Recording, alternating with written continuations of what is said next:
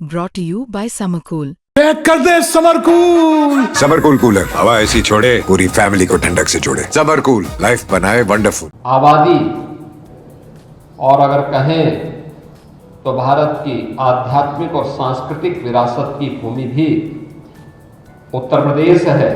भारत की आध्यात्मिक और सांस्कृतिक विरासत की भूमि है उत्तर प्रदेश। ये शब्द है उत्तर प्रदेश के मुख्यमंत्री योगी आदित्यनाथ के, जो इन दिनों जापान के दौरे पर हैं। जापान के खूबसूरत प्रांत यामानाशी में पहुंचे मुख्यमंत्री योगी आदित्यनाथ ने उत्तर प्रदेश की आध्यात्मिक, सांस्कृतिक और ऐतिहासिक पहचान को वैश्विक स्तर पर मजबूती से रखा। उन्होंने कहा कि उत्तर प्रदेश सिर्फ भारत का सबसे ज्यादा जनसंख्या वाला राज्य नहीं, बल्कि ये भारत की आध्यात्मिक और सांस्कृतिक विरासत भी है।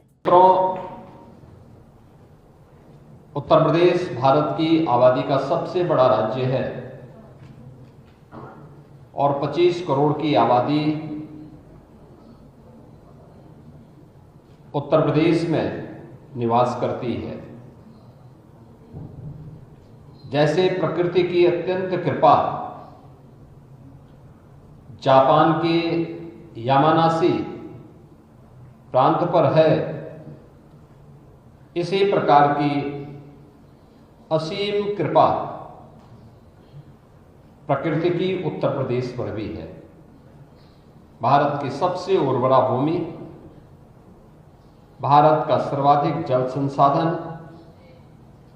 भारत की सबसे बड़ी आबादी और अगर कहें तो भारत की आध्यात्मिक और सांस्कृतिक विरासत की भूमि भी उत्तर प्रदेश है।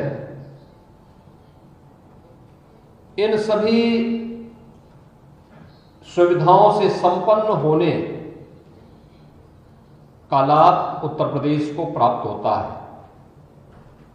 आज भारत के यशस्वी प्रधानमंत्री श्री नरेंद्र मोदी जी के मार्गदर्शन में उत्तर प्रदेश विकास की एक नई ऊंचाइयों को प्राप्त कर रहा है।